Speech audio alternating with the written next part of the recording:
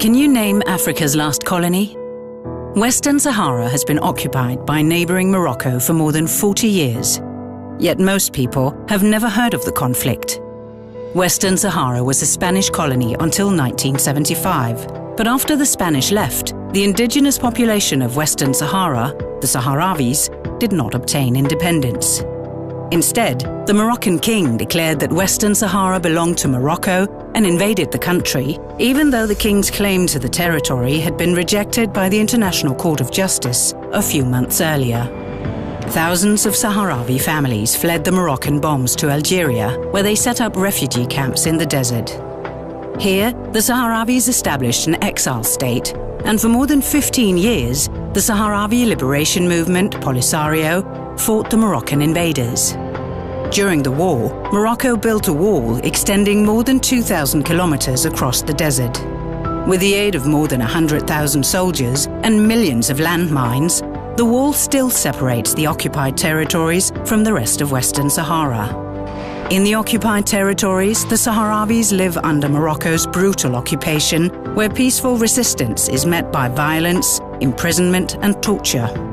Outside the occupied territories, many Sahrawis still live in refugee camps, surviving on international food aid. In 1991, the UN Security Council managed to negotiate a ceasefire between Polisario and Morocco. One of the conditions of the ceasefire was a promised referendum on the status of Western Sahara. But now, 25 years later, the Sahrawis are still awaiting the referendum. No country in the world recognizes Morocco's occupation of Western Sahara, and the UN Security Council has repeatedly maintained the right of the Sahrawis to self-determination. Yet the international community, and the European Union in particular, fail to act against the crimes committed by the Moroccan regime. One of the main reasons for the current deadlock is the plundering of Western Sahara's natural resources. Instead of benefiting the Sahrawi population, the Moroccan kingdom, alongside several multinational corporations, are generating massive profits from the plundering of the occupied territories.